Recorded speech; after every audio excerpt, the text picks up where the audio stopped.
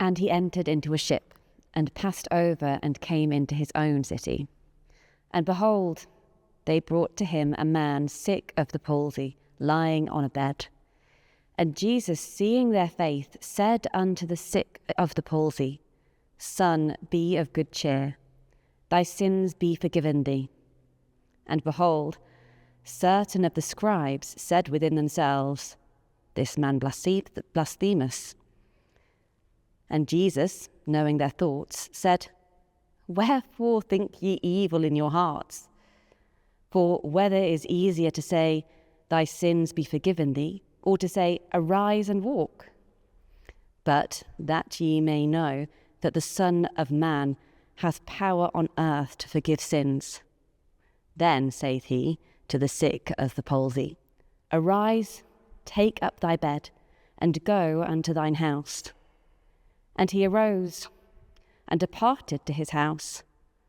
But when the multitude saw it, they marvelled and glorified God, which had given such power unto men. Emily, what did you get from that passage? I feel like I focused on the thoughts that people can have and the negativity that you can have to things, even aside from faith. How do you know in many situations what is going on? And people will sit there in judgment. And sometimes I find myself judging things unfairly. And I guess it's just one of those, to me, this passage just screams of like, obviously your thoughts will come, but think. Yeah, think beyond that. Take time before you judge. Yeah, I think that's exactly what it is.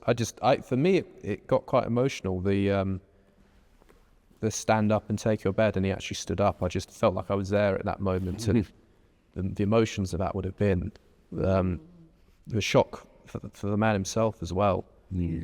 So yeah, there's lovely. There are lessons in there, but also just the raw emotion of that moment. I can imagine that in a movie. Yeah. Maybe you and I should make it, but Very cinematic. very, very cinematic. It's got that twist, hasn't it?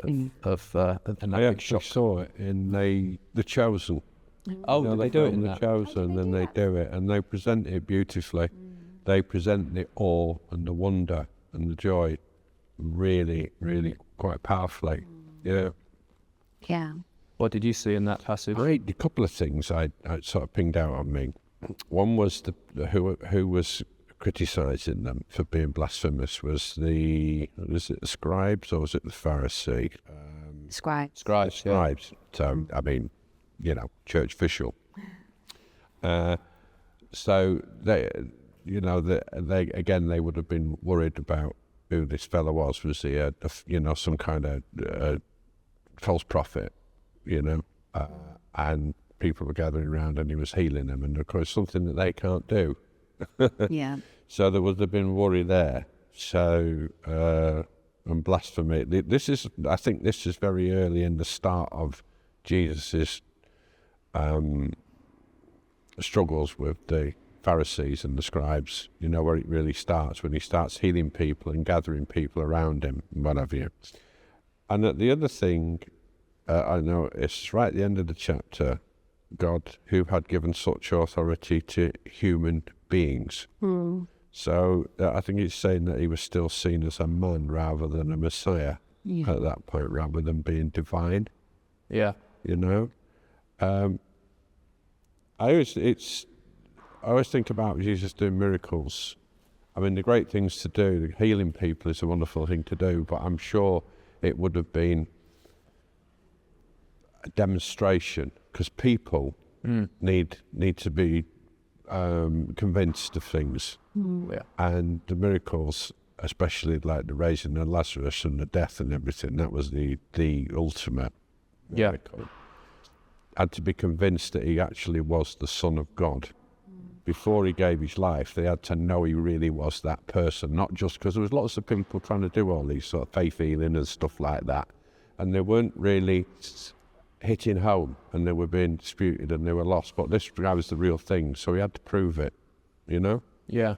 And I sort of, like I'm there, watching people, watching it happen, listening to the Pharisees, talking to them about being human beings.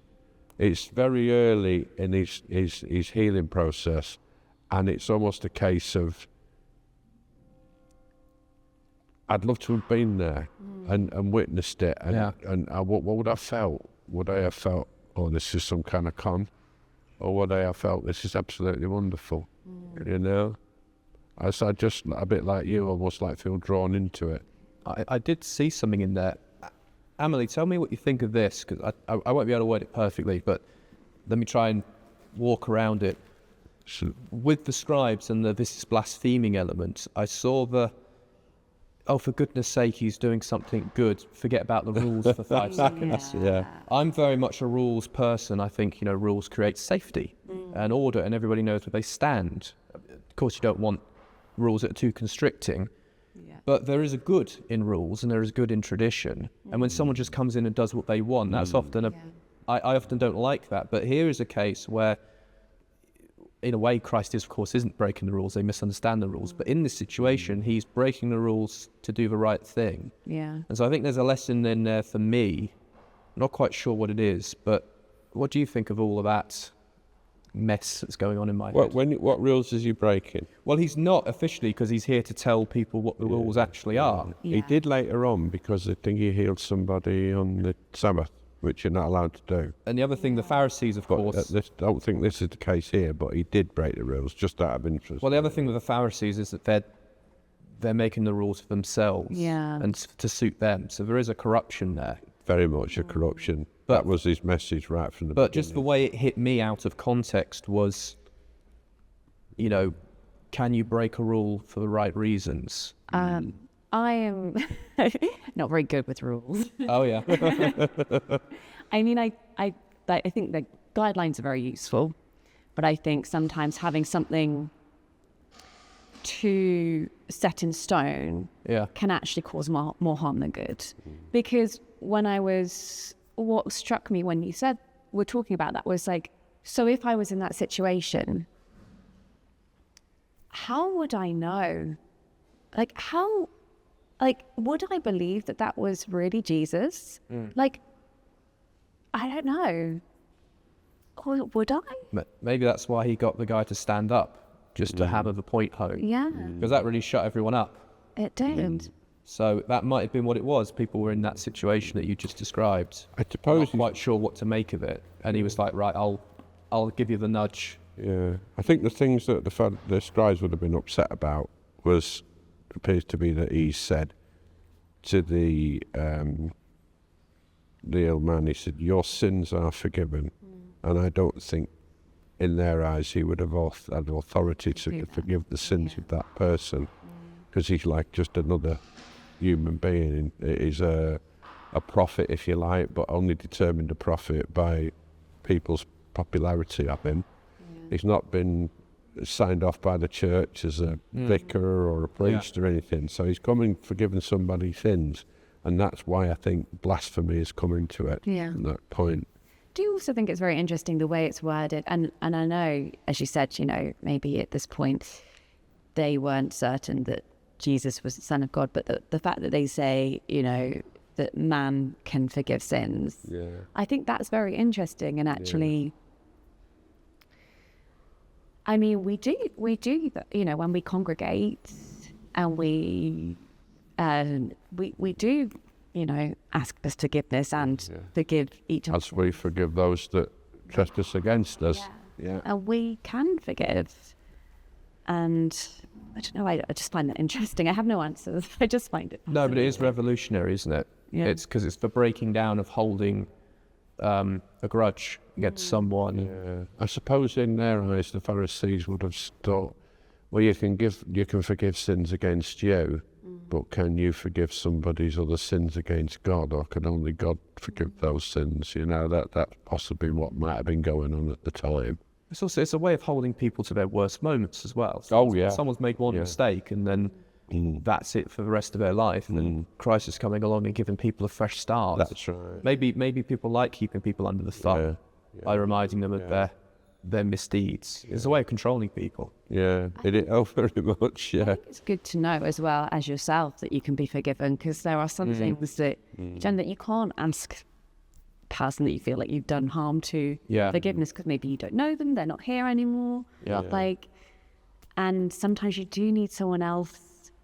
Maybe you don't even need someone else to give you forgiveness. Maybe you need to forgive yourself as well for some of the things you've done. Yeah, it's a mechanism to move forward. Yes, you do. Because otherwise you're just stuck in that mistake when you could actually be putting good into the world, but you have to get over that to begin with. I've definitely experienced that point. Yeah. It's quite nice to hear someone else say it. Yeah. You're absolutely right. You've got to forgive yourself, and you've got to ask God to forgive you, and you've got to believe that you've been given that forgiveness. You've really got to believe it, otherwise it'll eat you away like a cancer if you don't.